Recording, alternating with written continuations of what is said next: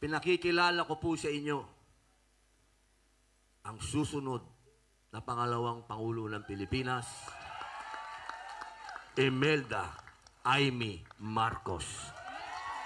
Maisog kami talaga. Ako nasigawan ko si Risa Ontiveros. Sorry ha. Pasensya. Hindi ko natiis. Kasi masyado nilang inaapi yung mga artista eh. Palibasa, hindi nila kilala ang kasaysayan. Sino ba ang KKK? Andres Bonifacio, Emilio Jacinto, Macario Sakay, lahat po yan artista ng entablado. Kapag binasa niyo po ang kasaysayan, yung mga tao na yan, sila po ay mga artista. Yan po ang hindi alam ng maraming tao. Ano ang ginawa nila sa mga artista na yon? Isa, pinatay. Yung isa, naging pugante. Yung isa, naging presidente rin ng Pilipinas, si Macario Sakay. Pero, binitay ng Amerikano. Ano po yung gusto kong sabihin sa inyo? Huwag po sana kayong maniwala sa mga naninira sa mga artista na kami mga bobo. Sila po ang bobo dahil paulit-ulit na sila dyan, wala pa silang nagagawa. Ano po ba ang ginawa nila sa mga artistang bumuo ng KKK? Inagaw nila ang revolusyon. Kasi tapos na po ang rebellion eh. Tandaan po natin, magkaiba yung rebellion, magkaiba ang revolusyon. Ang rebellion, yung lumaban tayo. Yung revolusyon, ibig sabihin, mag-uumpisa na tayo. Nung mag-uumpisa na tayo, inagaw ng mga politiko ang revolusyon. Kaya magmula po noong 1899 hanggang ngayon, wala pang revolusyon. Dahil may nagbago na ba sa buhay nyo? Wala pang nagbago sa akin. Paatras nga tayo eh. Pero ano ba ang revolusyon? Sisihan ba? Hindi po sisihan ng revolusyon. Dapat hope, pag-asa. Sino ang pag-asa? Ano yung nakikita natin? Gulo ba? Hindi. Dapat ang makita natin kung papaano tayo magbubuklod. At sa araw na to, nakikita ko na ang pagbubuklod natin. Dito sa Malaysia, nakikita natin ang dalawang babae na magbubuklod sa Pilipinas. Andyan si Inday Sara Duterte at si Aimee Marcos. Yan ang totoong reconciliation. Kaya, mga kababayan, yung mga galit natin, kung napapanood man nyo kami sa telebisyon ni Aimee Marcos na nakikipaglaban sa Senado at handang hindi po ibig sabihin nun na hindi kami papayag sa kapayapaan. Sapagkat pag wala tayong kapayapaan, hindi tayo aasenso. Tingnan nyo ang Malaysia. Kaya sila umasenso dahil nagkaroon sila ng kapayapaan. Kaya dadating ang 2028. 2 taon na lang po, hindi 3 taon ha, kasi sinasabi nila, 3 taon pa, hindi na, 2 na lang. Kasi pagdating na October ho, sa 2027, filing na. So kailangan paghandaan ninyo yan. Hindi dapat tayo puro galit, gano. Ngayon, listen to me.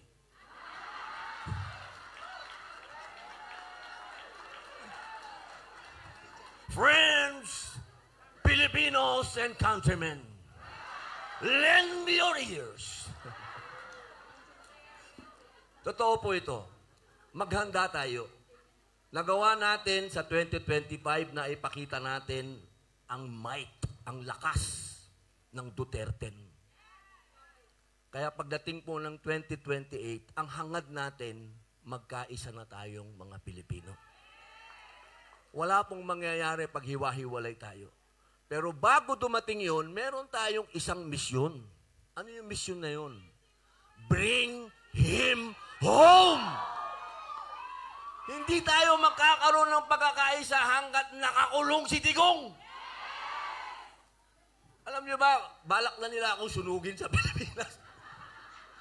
Pambihirang mga tao yun, no? Nagkaroon po sila ng movement kahapon, alas 11 ng tanghali, susunugin daw ako. Aba, pag sinulog niyo ako, mabango ko, amoy digong ako eh. Alam niyo, yung mga taong saksakan ng mga yabang na yan, puro salita lang. Ang mga taong katulad ng mga OFW, yan ang gawa. Huwag kayong matakot sa puro satsat. Matakot kayo sa mga taong aksyon. At yan ang mga Duterte. Tandaan ninyo. Sabi nila, paano magbabago ang Pilipinas? Titingnan nyo yung Davao. Kwento mismo ni Dr. Mata, sasabihin nila si Robin Padilla, di naman taga Davao yan. Ano alam niya? Eto, nagkwento siya kanina kung gaano kagulo ang Davao bago dumating si Digong. Kung paano si Inday Sara Duterte inayos din ng Davao na baon sa utang, binayaran niya lahat ng utang. Yan si Inday. Kaya sana, pag tinitingnan niyo po ako, tatandaan niyo lagi, si Robin Padilla hindi politiko. Si Robin Padilla, sa 2028, campaign manager ako ni Inday Sara Duterte at ni Amy Marcos.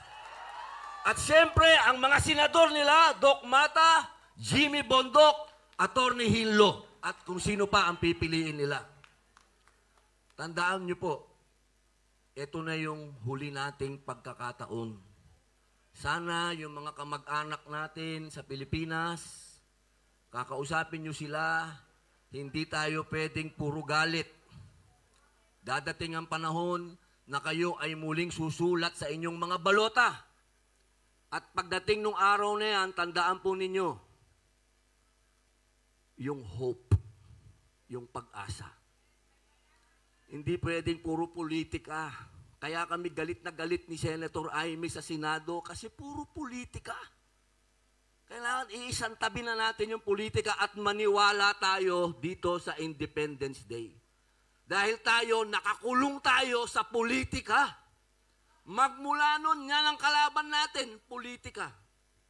Tama si Jimmy Bondok at si Atty. Hinlo at si Doc Mata. Ang kalayaan natin, hindi yung pakikipaglaban sa dayuhan. Ang kalayaan natin dapat sa kahirapan. My goodness gracious, great balls of fire. Tandaan nyo, #1 tayo sa Asia nung araw. Bakit tayo nahuhuli? Naglalakad kami sa airport kanina ni Madam Amy. Ang lungkot-lungkot namin dalawa. Ba't anong nangyari sa atin? Ba't naunahan na tayo ng Malaysia?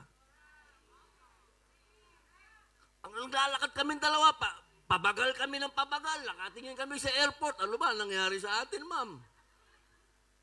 Kaya, mga kababayan, gusto ko din, papunta dito, pare, Jimmy, sabi ko, yung maestro, pare, alam niyo ba yung kanta na to? Pero nung kumanta ka, sabi ko, binulong ko kay Ma'am Amy, hindi na ako kakanta, pambihira pala ito. Pambilita pala si Jimmy,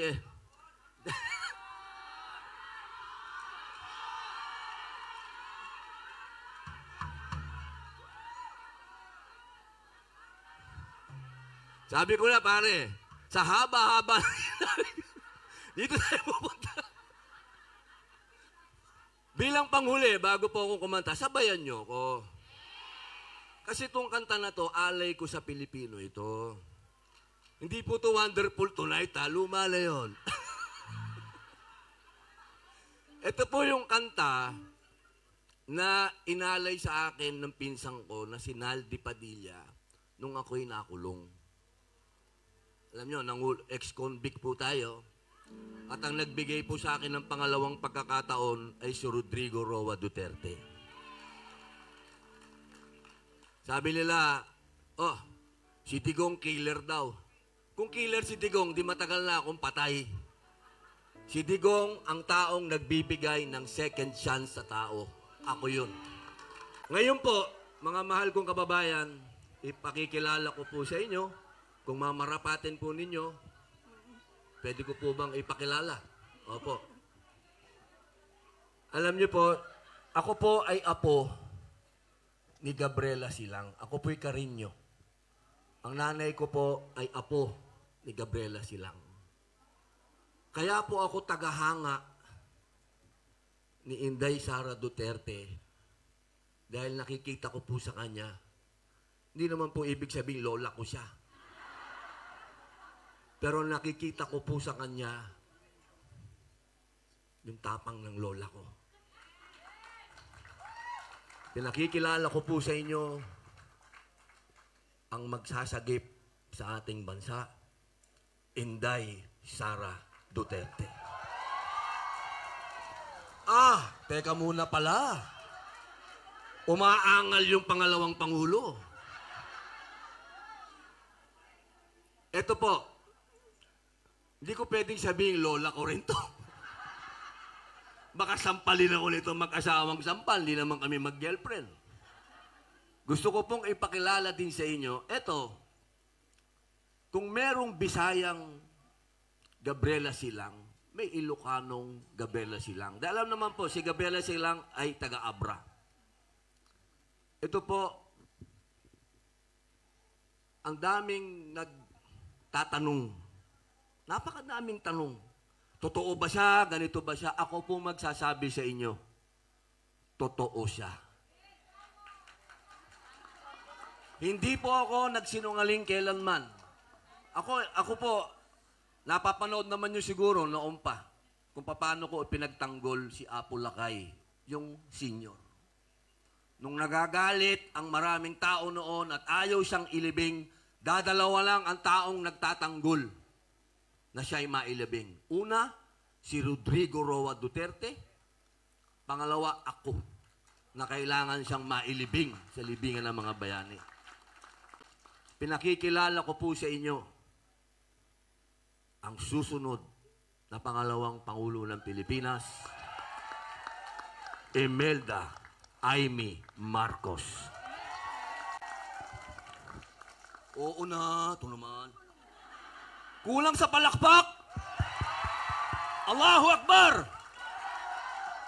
Ang gulo-gulo niya. Naku talaga naman. Wala pang bungad lang yan kasi pareho kami ni Vice President Inday Sara na walang talent. Hindi kami marunong kumanta. Nakakahiya po. Talaga naman. Diyos! Maraming salamat. Magandang hapon po sa inyong lahat. Na imbag nga malem, kada kayo amin. Sino dito ay ket Ilocano? Ayan, Ilocano met gayem. At maupay, nga kulo, pa inyong nga tanganan, mawaray-waray. Maayong hapon sa inyong lahat. Assalamualaikum, warahmatullah, wabarakatuh. Tuwan-tuwa po ako makapiling kayo at palibhasa nag-English si Robin. It's a great joy and privilege to join you this afternoon. A welcome respite from the travails of politics and the Senate. At least nakaligtas kami, nakatakas kami ni Robin. Talaga naman, hindi ako sanay dyan sa Senadong ganyan, paupo-upo. Higit sa lahat, walang humpay na bardagulan. Talaga naman. Bago ang lahat, nais kong batiin, Rosella Bedwa Orbeta. Palakpakan natin, Pangulo Maisog, Kuala Lumpur. Nako, talaga naman ang titindi. Ang ating pinakamamahal, ang ating Attorney J.V. Hinlo. Huwag kang mainip, kampanya pa more, malapit na. Dr. Richard Mata, huwag mo akong salbugan, ako ang Marites ng Senado ngayon.